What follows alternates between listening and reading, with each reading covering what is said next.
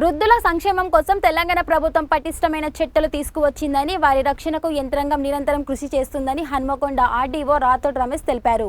మానవత్వం నశించి కన్న పిల్లల వేధింపులకు గురి చేయడం దురదృష్టకరమని ఆవేదన వ్యక్తం చేస్తూ, కుటుంబ సభ్యుల నుంచి వేధింపులు ఎదురైతే నిర్భయంగా అధికారులను సంప్రదించాలని, బాధితులకు ప్రభుత్వం అన్ని విధాల సహాయ సహకారాలు అందిస్తుందని స్పష్టం చేశారు.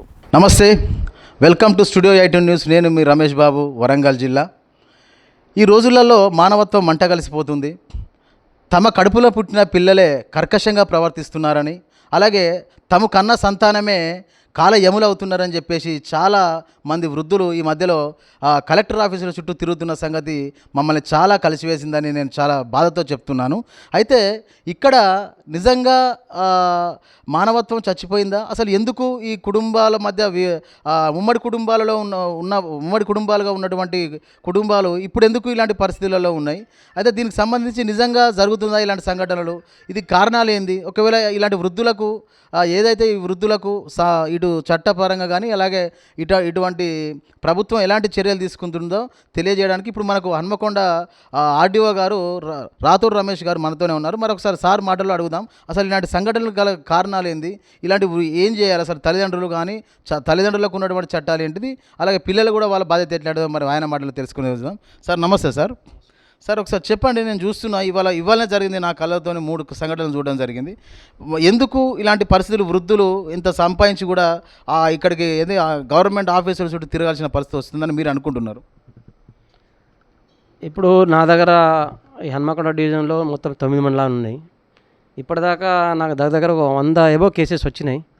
మోస్ట్లీ ఏంటంటే సీనియర్ సిటిజన్స్ ఎవరైతే ఉన్నారో తల్లిదండ్రులు అవసాన దశలో వాళ్ళ పిల్లలు సరిగ్గా చూడక, మెయిన్ ఏంటంటే ఆస్తి మీదనే ఎక్కువ మాకు పిటిషన్స్ ఎక్కువ వస్తున్నాయి. వాళ్ళ యొక్క డిస్ప్యూట్స్ అంటే అన్నదమ్ముల డిస్ప్యూట్స్ కావచ్చు, అక్కల చెల్లెల డిస్ప్యూట్స్ కావచ్చు. తర్వాత చాలామంది ఏంటంటే నేను ఒక్కనే కొడుకున్నా, మిగతా వాళ్ళు కూడా లేరా, వాళ్ళు కూడా చూసుకోవాలి కదా, అట్లాంటి కేసులే వస్తున్నాయి మన దగ్గర.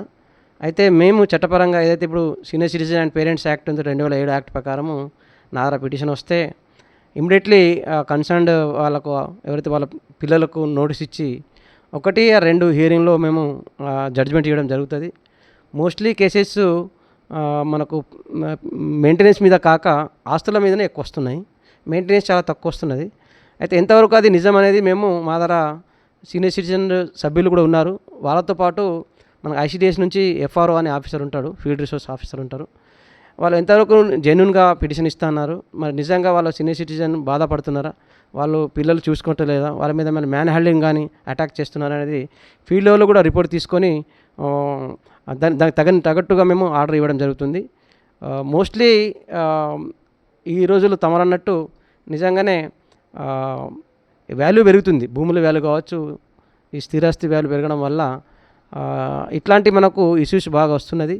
డెఫినెట్లీ మా తరఫు నుంచి మేమైతే యాజ్ ఏ ఆర్డీఓగా ఇది సీనియర్ సిటిజన్కు ప్రిసైడింగ్ ఆఫీసర్గా సీనియర్ సిటిజన్ తరఫు నుంచే వాళ్ళ ఫేవర్ చేస్తున్నాం. ఇలా ఇన్వాల్వ్మెంట్ మాత్రం ఎవరిని చేయించలేదు. అడ్వకేట్గా మిగతా వారు ఎవరికి కాకుండా ఫ్రీగా వాళ్ళకు న్యాయం చేస్తున్నాం.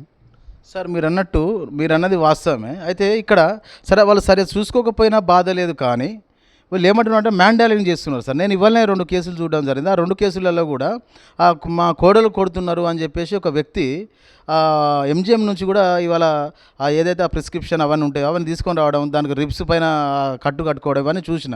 మ్యాన్ ల్యాండింగ్ చేయాల్సినంత అవసరం లేదు కదా సార్. ఎందుకు ఇలాంటి అంటే విపరీత ధోరణి ఎందుకు వస్తుందంటారు ఇటు ప్రజలలో?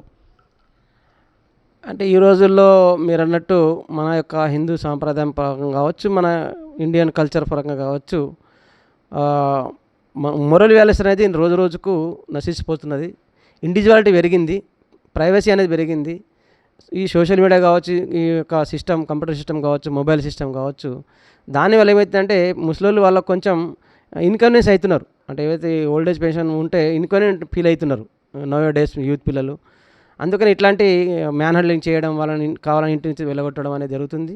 అయితే ఇమ్మీడియట్లీ మా దగ్గర వస్తే మ్యాన్ హ్యాండిల్ చేస్తే ఇమ్మీడియట్లీ మేము ఎస్హెచ్ఓ కన్సర్న్డ్ సెక్షన్ ఆఫీసర్ను, పోలీసు ఆఫీసర్ను రాయడం జరుగుతుంది. ప్రొటెక్షన్ కూడా ఇవ్వడం జరుగుతుంది ఫ్రీగా. ఇంక్లూడింగ్ ఐసిడిఎస్ డిపార్ట్మెంట్ కూడా దీంట్లో ప్రొయాక్టివ్గా వాళ్ళు పాల్గొతున్నారు. సీనియర్ సిటిజన్ వాళ్ళు కూడా ప్రొయాక్టివ్గా పాల్గొతున్నారు. డెఫినెట్లీ మేము వాళ్ళకు తగిన ప్రొటెక్షన్ ఇవ్వడానికి సిద్ధంగా ఉన్నాం. సార్ ఇంకొక విషయం సార్, అసలు ఈ వృద్ధులకు ఎలాంటి చట్టాలు ఉన్నాయి సార్? అంటే మీ తరపు నుంచి వీళ్ళు వృద్ధులకు ఎలాంటి చట్టాలు ఉన్నాయి, వాళ్ళు ఎట్లా అప్రోచ్ కావాలి? ఇప్పుడు చాలామంది వృద్ధులకు మనకు ఇది మంచి యాక్ట్, ఇది 2007 యాక్ట్ వచ్చింది, parents and senior citizen act అని వచ్చింది. ఇది ఆర్డీఓ గారే దీనికి ఫైనల్ అథారిటీ, మేమే వాళ్ళకు న్యాయం చేయడం కావచ్చు, అంటే మెయింటెనెన్స్ ఇప్పించడం కానీ, వాళ్ళ యొక్క తిండికి కావచ్చు, లేకుంటే హాస్పిటాలిటీ కావచ్చు, మిగతా దానికి ఇమీడియట్లీ ఆర్డర్ చేయడానికి మాకు పవర్స్ ఉన్నాయి సీనియర్ సిటిజన్కు. తర్వాత ఇంత గౌరవ ముఖ్యమంత్రి గారు కూడా చెప్పారు, ఈ యాక్ట్ని కొంచెం ఇంకా బలోపేతం చేసి ఎవరైతే కొడుకులు ఉన్నారో, ఎంప్లాయీస్ కావచ్చు, ప్రైవేట్ ఎంప్లాయీ కావచ్చు, గవర్నమెంట్ ఎంప్లాయీ కావచ్చు, డైరెక్ట్ శాలరీ డిడక్షన్ 10% ఎంతైతే ఉందో అది డెఫినెట్లీ చేయమన్నారు. మేము కొన్ని కేసులలో అయితే ఎంప్లాయీస్ కూడా చాలామంది మేబీ వివిధ డిపార్ట్మెంట్లో కావచ్చు, లేకుంటే ఇక్కడ మన డిస్టిక్ కాకుండా వేరే జిల్లాలో కావచ్చు, వేరే స్టేట్లో కావచ్చు కూడా వాళ్ళ కన్సర్న్డ్ ఆఫీసర్, వాళ్ళ హెడ్ ఆఫీస్ని రాసి వాళ్ళ శాలరీ నుంచి డైరెక్ట్ అకౌంట్లో అట్టించేది కూడా ఎన్నో ఇప్పటిదాకా దాదాపు 10-15 ఆర్డర్లు మేము ఇవ్వడం జరిగింది. డైరెక్ట్ అకౌంట్లో వాళ్ళకు పేమెంట్ చేయడానికి ఆస్కారం ఉంది, చేసినాం కూడా. తర్వాత ల్యాండ్ విషయంలో కానీ, హౌస్ విషయంలో కూడా దాదాపు కొన్ని కేసులలో మేము ల్యాండ్ వేకెంట్ చేయించినాం అండ్ హౌస్ కూడా వేకెంట్ చేయించినాం. మీరు మ్యాన్యువల్ చేసినట్టు దేవుని సొంత ఆస్తి ఉండి వాళ్ళ పేరు మీద ఇల్లు ఉంటే ఆ ఇల్లు కూడా వేకెంట్ చేయడానికి కూడా ఇప్పటిదాకా మేము ఆర్డర్ చేయడం జరిగింది కొడుకులకు. డెఫినెట్లీ మేము సీనియర్ సిటిజన్ తరఫునే ఉంటాం, వాళ్ళకు సాయం చేయడానికి ఎప్పటికీ సిద్ధంగా ఉన్నాం. ఇది చూశారు కదా రమేష్ రాథోడ్ గారు, ఆర్డీఓ హన్మకొండ గారు చెప్పినటువంటి విషయాలు. నిజంగా ఈ వృద్ధుల సమస్యలు చూస్తే మాకు కూడా బాధ అనిపిస్తుంది అని చెప్పేసి, అలాగని ఏవైతే పిల్లలు చూసుకోకపోతే డెఫినెట్గా ధైర్యంగా మాకు అది ప్రభుత్వ అధికారులకు చెప్పాలని చెప్పేసి కూడా చెప్తున్నారు.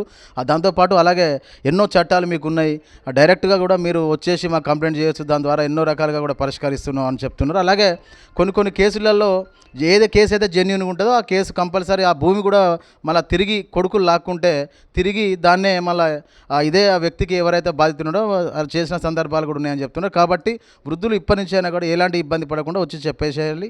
చెప్పేసిన తర్వాత వాళ్ళు ప్రభుత్వం కూడా మరి అన్ని రకాలుగా మీకు సహకరిస్తుంది అంటున్నారు. మరి ఈ కెమెరామెన్ రమేష్ బాబుతో థ్యాంక్ యూ వెరీ మచ్.